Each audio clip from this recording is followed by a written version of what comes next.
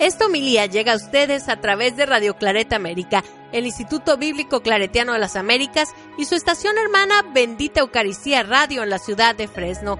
Presentan Poniendo el Evangelio en Práctica con el Padre Manuel Villalobos, un programa para aprender a amar a Dios sin miedo. Iniciamos. Muy buenos días, muy buenas tardes, hermanos y hermanas que nos sintonizan a través de Radio Claret América y su estación hermana de Bendita Eucaristía Radio en la ciudad de Fresno. Reciban un saludo cordial. Mi nombre es Manuel Villalobos Mendoza, misionero claretiano de la provincia de los Estados Unidos y Canadá, encargado de difundir la pastoral bíblica en todos los Estados Unidos y Canadá. Y como cada domingo estamos reflexionando acerca de la palabra de Dios con la finalidad de que descubramos al Dios que está cerca, al Dios que no está lejos de nuestra vida, de nuestra historia, al Dios que viene y se hace presente y también al Dios que nos invita a convertirnos, a cambiar de actitud, a ser mejores personas. Este es el segundo domingo de Adviento, ya nos estamos acercando prácticamente al nacimiento de Jesús.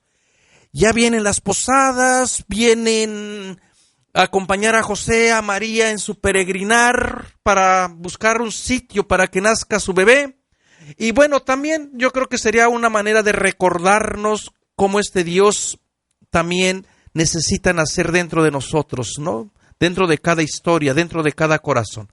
Así que con estos pensamientos les invito a escuchar el Evangelio que estaremos leyendo en todas las misas el día del domingo 8 de diciembre, y el Evangelio está tomado de Juan capítulo 3, del versículo 1 hasta el verso 10. En aquel tiempo se presentó Juan el Bautista en el desierto de Judea, proclamando: arrepiéntanse, que está cerca el reino de los cielos. Este es el que había anunciado el profeta Isaías diciendo: una voz grita en el desierto, preparen el camino del Señor, enderecen sus senderos. Juan llevaba un manto hecho de pelos de camello con un cinturón de cuero en la cintura y se alimentaba de saltamontes y miel silvestre. Acudían a él de Jerusalén, de toda Judea y de la región del Jordán y se hacían bautizar en el río Jordán por él, confesando sus pecados.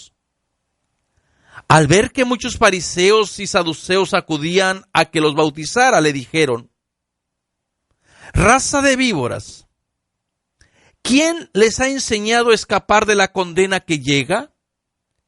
Muestren frutos de un sincero arrepentimiento y no piensen que basta con decir: nuestro padre es Abraham. Pues yo les digo que de estas piedras puede sacar Dios hijos para Abraham. El hacha ya está apoyada en la raíz del árbol. Árbol que no produzca frutos buenos será cortado y arrojado al fuego.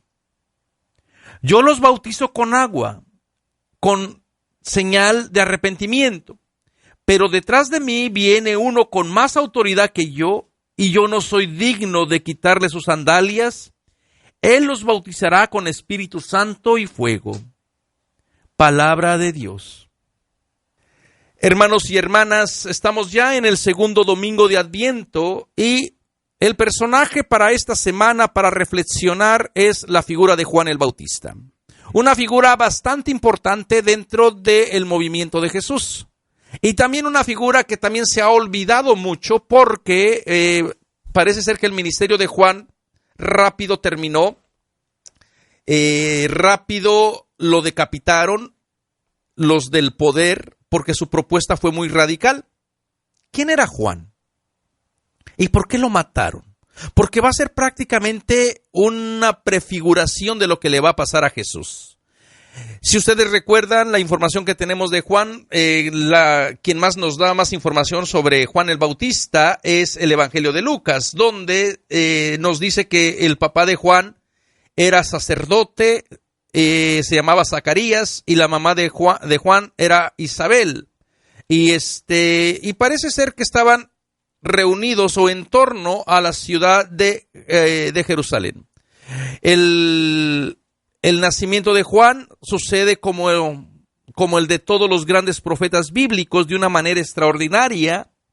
En cierta ocasión que le tocaba el turno al papá de Juan, a Zacarías, preparar el incienso.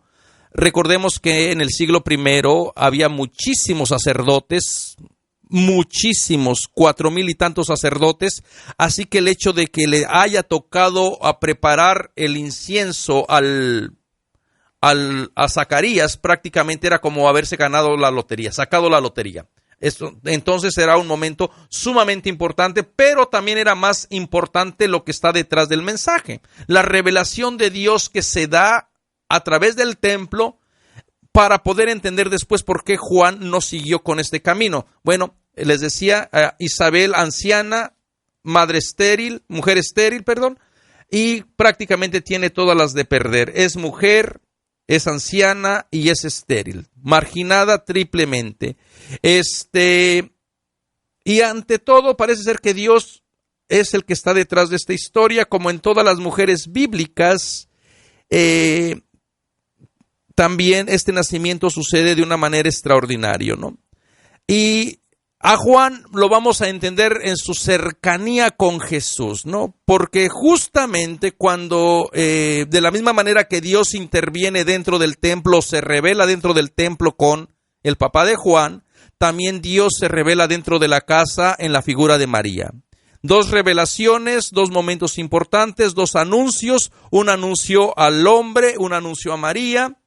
Y también vamos a ver cómo María, como la nueva mujer, la nueva madre del verdadero Dios, va a entrar en este proceso de caminar, hacer todo el recorrido desde Judea, hacer todo el recorrido desde Nazaret hasta Judea, un recorrido bastante grande. Posiblemente se llevaban hasta 2 semanas en las caravanas. Y cuando uno visite el lugar que la tradición ha puesto, el lugar de donde nació Juan, que está en los suburbios de fuera de Jerusalén, que se llama Ain Karen, la gran subida, uno dice, bueno, María tenía que haber tenido una condición física espectacular para hacer todo el recorrido. No sabemos si fue acompañada por José, porque parece ser que a Juan o al evangelista les interesa poner a Juan y a Jesús en íntima armonía. Y el que nos decía más esta relación de trabajar, de colaborar, es la figura del Evangelio de Lucas. Apenas entra María, ¿se acuerdan? Entra María, saluda a Isabel y el niño salta de gozo. Juan salta de gozo en el vientre de Isabel y tenemos esta imagen bastante maternal, 2 mujeres con sus respectivos vientres y 2 mujeres con sus respectivos frutos, pero en esta idea, estos frutos o estos vientres y estas 2 personas que van a nacer de estos vientres no van a estar en competencia. Va a recordar la historia de Rebeca. Si ustedes recuerdan en el libro del Génesis, Rebeca también es una mujer estéril, no puede dar a luz. Isaac interviene a favor de Rebeca. Dios le manda a los gemelos, le manda a Esaú y le manda a Jacob. Y dentro del vientre materno de Rebeca se empiezan a pelear Esaú con Jacob y siente dolores horribles. Rebeca se queja con Dios y Dios le dice, es que dentro de ti, dentro de tu vientre hay 2 naciones y el mayor servirá al menor. Y el primero que nace es Esaú, que se dice que era peludo, y después nació Jacob, que puede significar talón o tramposo, mentiroso. Y bueno, cuando estudiemos esta parte del Génesis, se van a dar cuenta de por qué Jacob juega con esta idea, ¿no? Detrás de Esaú viene Jacob agarrándole el tobillo.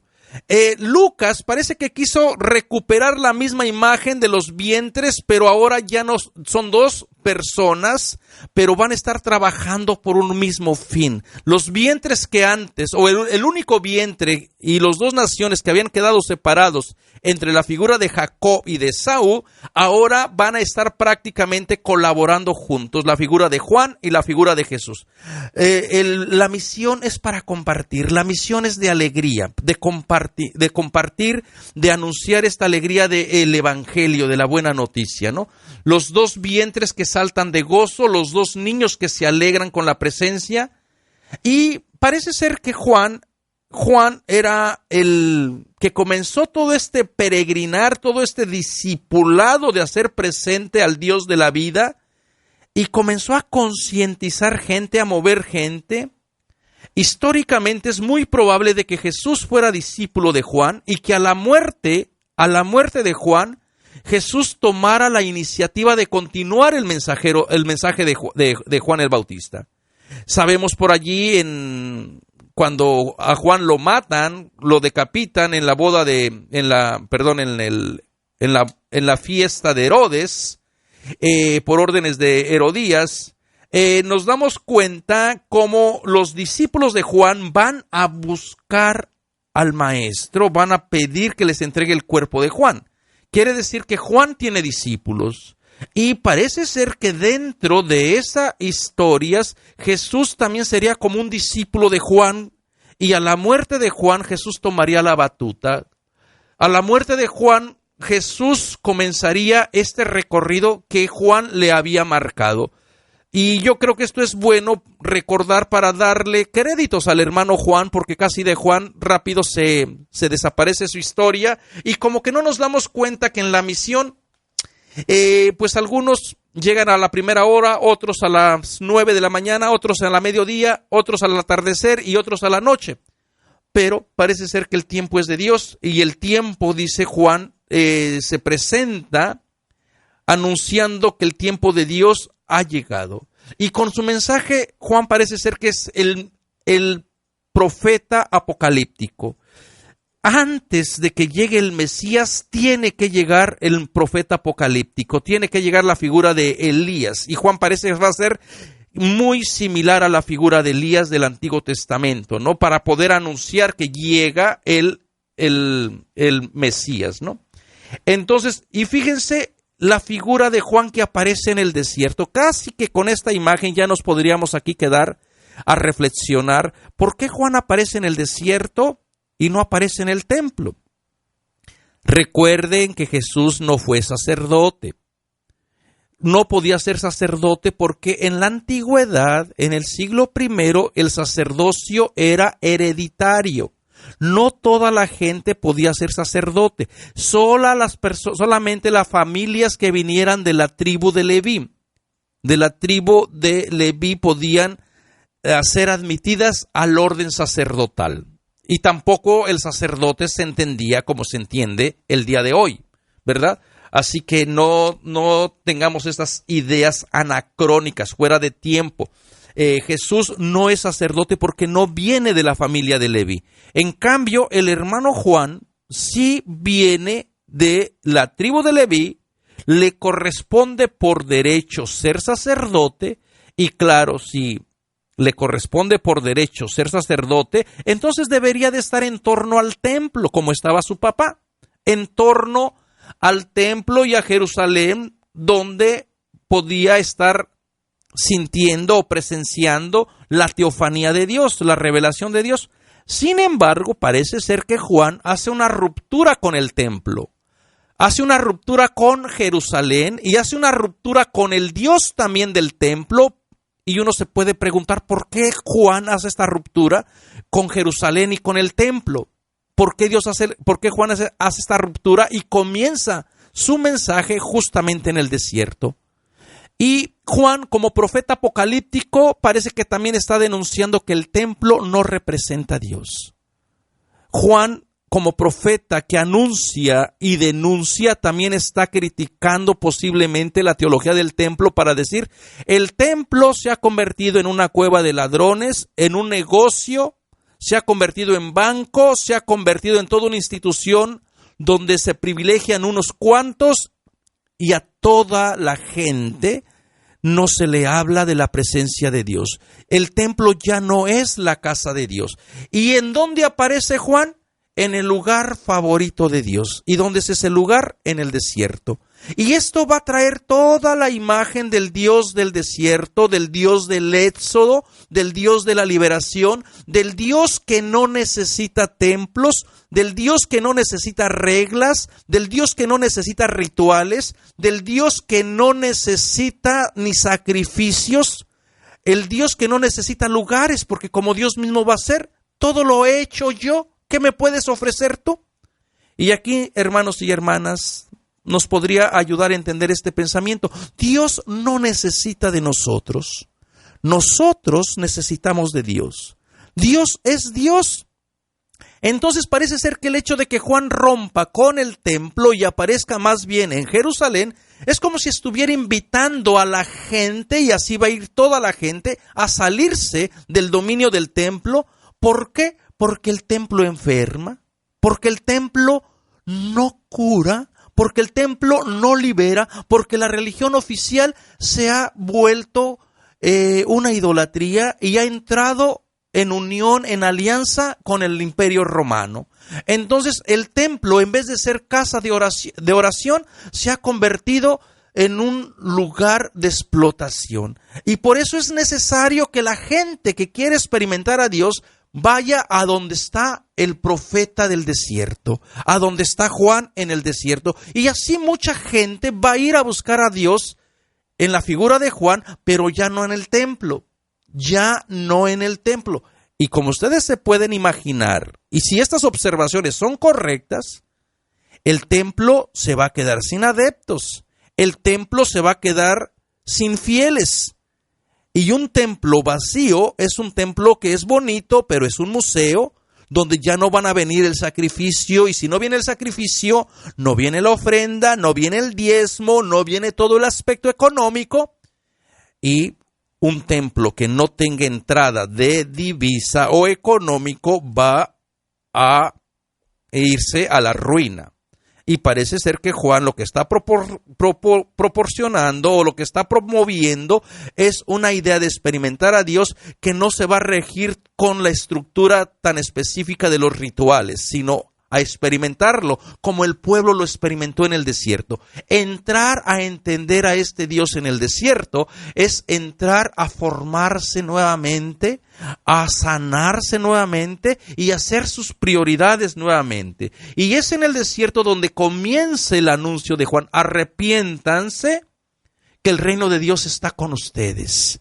Si en el templo siempre te habían hecho creer que Dios estaba lejos, de que a Dios no se puede uno acercar a Dios porque Dios requiere de sacrificios, requiere de que se cumplan las leyes, requiere de que la gente haga esto, deje de hacer lo otro. Y de pronto el hermano Juan te dice que este Dios está cercano y que está en el desierto. Y que en el desierto la gente puede experimentar su cercanía, su amor, su compasión, pero tiene que cambiar de reorientación. Y es ahí donde viene la palabrita del cambio, de reorientar tu vida, no quedarte en el lugar de la muerte, en el lugar donde no hay vida. Es cierto que esto puede causar muchos problemas porque la gente está acostumbrada a conocer a Dios, a vivir a Dios, a experimentar a Dios de cierta manera.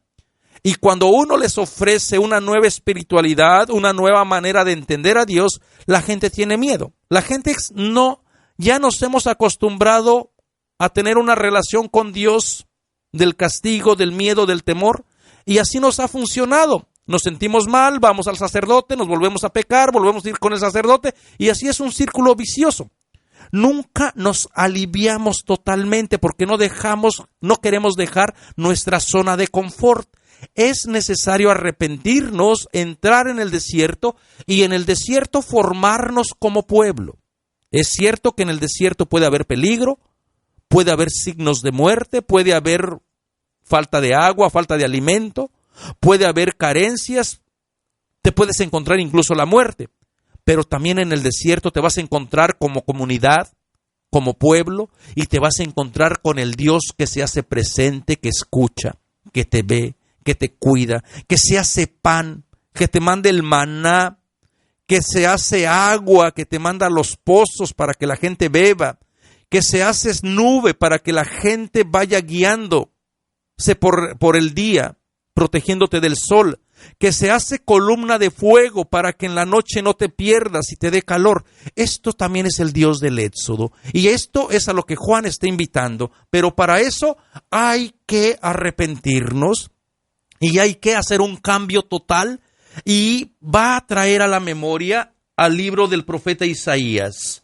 La voz que grita en el desierto. No es fácil gritar en el desierto, porque mucha gente está cómoda viviendo como está. Entrar al desierto es desacomodarte, desorientarte, donde puedes encontrar los peligros, pero también puedes encontrar la presencia de Dios. Y en el desierto, nuevamente la gente va a tener que vivir con unas nuevas expectativas, con unos nuevos valores, con unos nuevos principios y enderezar los caminos, lo que está chueco, que sea derecho, que brille otra vez la justicia. Trae estas ideas de la imagen de enderezar los caminos, imágenes muy conocidas en el mundo antiguo. Cuando llegaba el emperador, por el lugar donde iba a pasar el emperador, se erigía, se construía un arco donde se conmemoraba: por aquí entró el emperador y trajo la victoria, y se emparejaba toda la calle donde iba a entrar el emperador, ¿verdad? Nada más la calle donde iba a pasar el emperador, porque todas las otras calles, pues ni calles había. Muy parecido con lo que pasa en México, ¿no? Si tu casa o si vives en una colonia donde va a pasar el Papa, dale gracias a Dios, porque esa colonia te la van a arreglar, te la van a limpiar, van a quitar la basura, te la van a pintar, solamente por la visita del Papa. No, ya se va el Papa, las casas quedan otra vez igual, o peor, ¿verdad? Bueno, esta imagen era una imagen física, pero también es una imagen del corazón. Ir purificando todo aquello que nos lastima, todo aquello que no deja a Dios ser Dios. Ir quitando todas esas cosas que opacan la visión de Dios en el desierto. No es fácil. Y así que, hermanos y hermanas, en esta segunda semana de Adviento podemos estar meditando qué cosas me impiden acercarme al Dios del desierto. Qué cosas obstruyen mi relación con el Dios de la vida. ¿Qué cosas no me dejan descubrir que Dios está conmigo? Y luego fíjense cómo se empeña el evangelista en describir la vestimenta de Juan, porque la vestimenta es su identidad. El vestido es la protección. El vestido no solamente sirve para protegerte del mundo exterior, el vestido también es tu identidad. Por medio del vestido se te cataloga, se te jerarquiza, se te puede decir de qué tribu perteneces, y en la manera en que Juan lo presentan casi como si hubiese hecho un voto. En el mundo bíblico, cuando se ofrecía a una persona a Dios o a la divinidad, se hacía un voto, se vestía de cierta manera o hacían el voto de que la persona no iba a beber algún tipo de bebida alcohólica, embriagante, o no se iba a cortar el pelo, como símbolo de distinción. Esta distinción también que hacen del hermano Juan, de que llevaba el manto de pelos de camello y el cinturón de cuero, y alimentándose de langostas, saltamontes y miel silvestre, bueno, casi que harían a Juan muy, muy a la moda, ¿verdad? Iría casi de cueros de Gucci, iría de sería muy atractivo ver a Juan ahora. Pero en el siglo I no sería tan atractivo, más bien representaría que la identidad de Juan es diferente, no es como el resto de los judíos.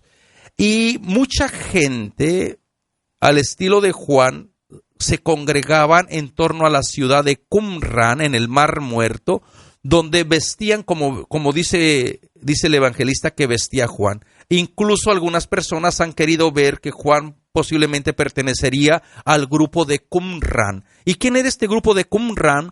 Era un grupo que creía que Israel se había ido a la apostasía, que había renunciado de su Dios al entrar en contacto con el pueblo romano. El templo se había prostituido de alguna manera porque se convirtió en la cueva de ladrones, y ellos se fueron al desierto donde se purificaban con baños, comían ciertas comidas preparadas de acuerdo a la ley y esperaban la venida del Maestro de la Luz. Tenían una comida como una Eucaristía y esperaban a este Maestro de la Luz para que viniera y otra vez volviera a restituir el antiguo reino de David, volviera a purificar la ciudad y comenzara nuevamente a reinar.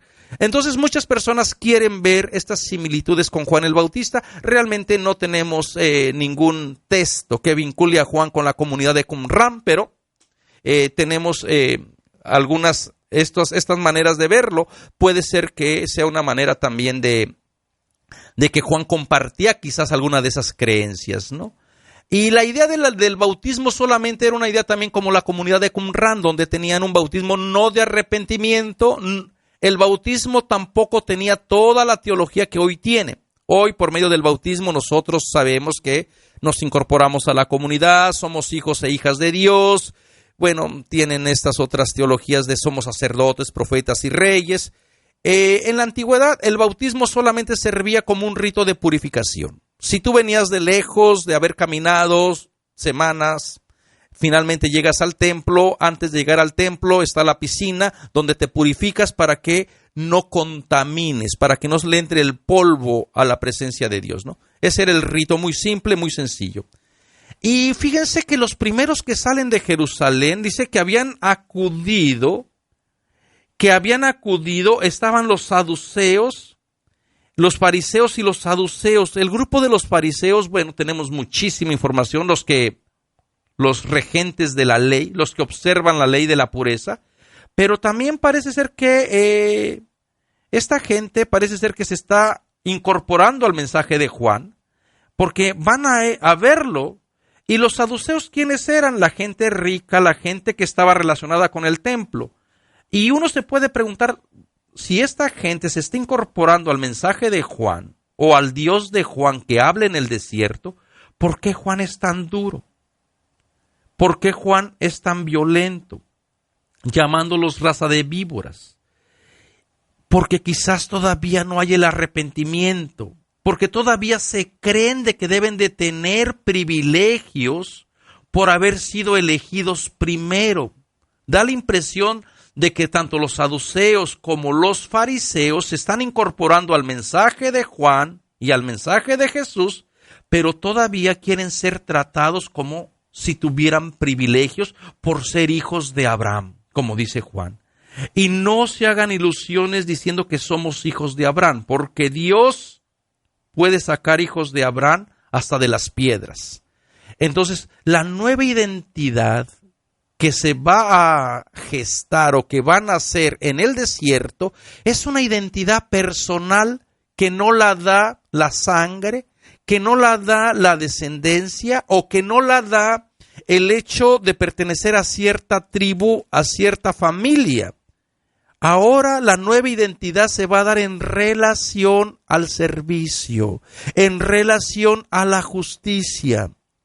Y tengamos cuidado porque hay muchos grupos en las parroquias que parece ser que siguen esperando y exigiendo que se les trate diferente, porque ellos fueron los primeros que llegaron, porque ellos fueron los que construyeron la iglesia o porque ellos fundaron cierto grupo. Y uno se puede preguntar, ¿la iglesia ha subsistido con uno y sin uno? ¿La iglesia va a seguir? ¿Por qué entonces reclamar honores? ¿Por qué entonces pelear puestos? ¿Por qué entonces luchar para que se me reconozca? ¿O sentirme tan maldecido porque se me ignoró? Entonces, nuevamente, la nueva identidad que se logra por medio del bautismo se da por medio de los frutos, por medio del servicio, por medio de la nueva relación que uno tenga, ¿no?